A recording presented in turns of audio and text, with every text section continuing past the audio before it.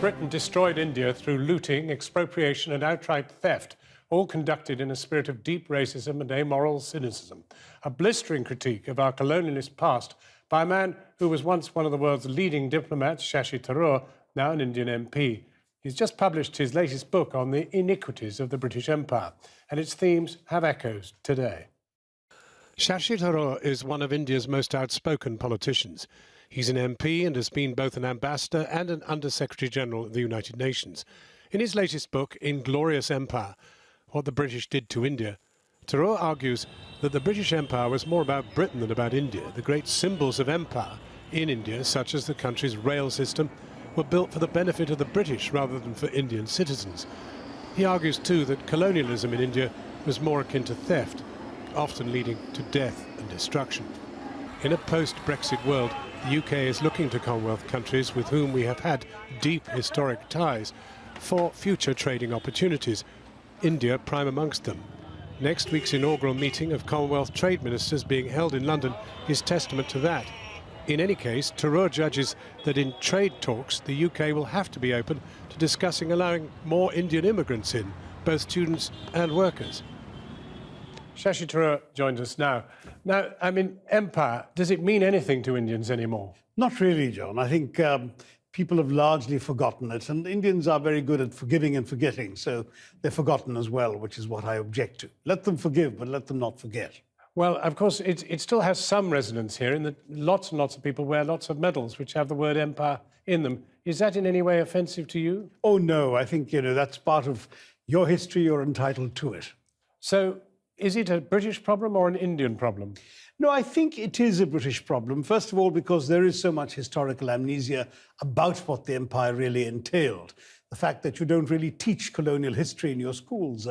Children doing A-levels in history don't learn a line of colonial history. There's no real awareness of the atrocities, the fact that Britain financed its industrial revolution and its prosperity from the depredations of empire, the fact that Britain came to one of the richest countries in the world in the early 18th century and reduced it after 200 years of plunder to one of the poorest. But all of that is really not known anymore. This is difficult stuff because we're just about to try and do a big deal with you. We need your trade. Are you going to hold this against us? Not at all. I don't really think this is about today's relations, which are between two sovereign equal countries, John. I mean, our economy is as big as yours now. And as far as we're concerned, I think we don't need to have a chip on our shoulder when dealing with you.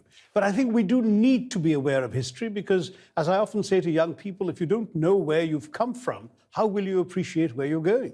To what extent do you think India is even conscious of Brexit and its implications? Oh, we're very conscious of it, and not least because a lot of Indian companies who established themselves in Britain, not just for the UK market, but because it gave them easy access to Europe while being in a comfortable English-speaking environment. So there's some real questions going on. Will they up sticks and move off to Ireland or somewhere instead? Some of these issues are very much there. Will there now be the possible free trade agreement with Britain? Well, and what about immigration? Because Indians feel very strongly about that, not least the fact that Indian students have a real problem getting here to university. And we've raised that issue, I believe, in our bilateral contacts for some time now. We're very concerned about conditions for Indian students, as well as the temporary work permits that many of them require after their studies to be able to gain some practical experience. I think I see the kind of deal which would have to be struck, which would be presumably one which would talk about free movement of people to some extent. Well, I mean, the real issue is exactly if you don't really want a lot of foreigners in this country, what exactly are you going to give India in return for selling your goods to the Indian market? I think you will need to accept that India's strengths are in providing services, in providing people, in providing expertise in areas like IT and software, which is amongst our strengths and where you can use all of this. But that does mean opening up to human beings coming in here, visas, students. You're a realist. I mean, is a significant deal possible? I think only if there's real give and take in a negotiation. It's just not going to happen automatically, and certainly not because of any nostalgia for empire, John. Really? I mean, surely we have a special relationship, as Mr. Trump would put it. If you keep losing to us at cricket, we probably will consider that a good special relationship worth maintaining. But no, jokes apart, I think there are obvious affinities which will continue and which are there, but they're not enough. Trade negotiations are hard-headed, realistic business propositions, and there will have to be some give. And presumably not done overnight. No, and that probably can't even start officially until the EU Brexit is done, which is still some time away, isn't it?